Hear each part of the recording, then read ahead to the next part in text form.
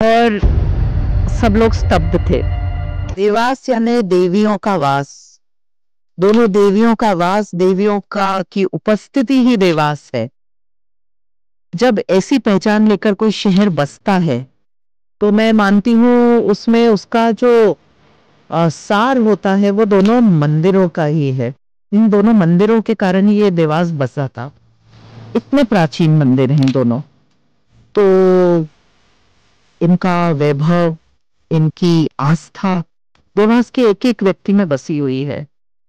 और इसको मनाने का जब ये 9 दिन का पर्व आता है तो अपने आप में बहुत महत्वपूर्ण हो जाए। आस्था एक बहुत व्यक्तिगत चीज होती है, तो उसके बारे में बहुत ज्यादा चर्चा नहीं कर सकते। पर ऐसे अनगिनत पल है मेरे इसमें जहां मैंने माँ का चमत्कार देखा है, माँ की उपस्थिति महसूस की है।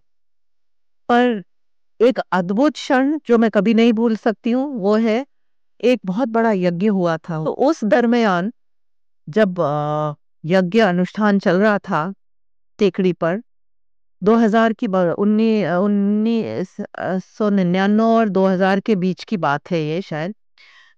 बहुत बड़ा यज्ञ, बहुत बड़ा उत्सव चल रहा था। उस समय माता जी के चेहरे पर काम किया गया था। और क्योंकि काम किया गया था, मंदिर बंद थे, पट बंद था।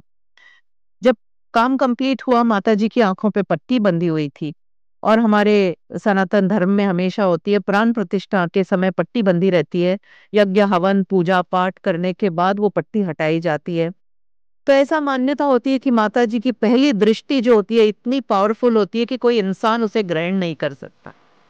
तो माता जी को एक आईना दिखाया जाता है, कांच आईना जो होता है वो दिखाया जाता है, ताकि माता जी उसमें देखकर स्वयं का चेहरा देखती हैं और उस शक्ति को फिर से ग्रहण कर लेती हैं।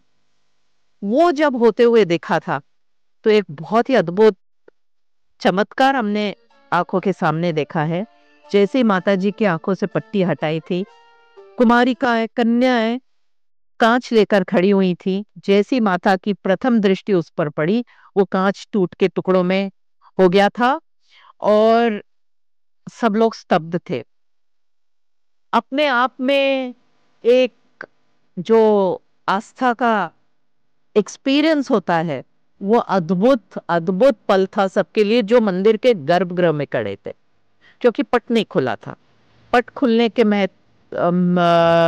खुलते तो सब लोग देख पाते। उसी टाइम पट खुला और उसी टाइम ये हुआ, अंदर गर्भगृह में ये हुआ। तो मैं मानती हूँ कि धर्म आस्था का कोई साइंटिफिक एक्सप्लेनेशन नहीं है।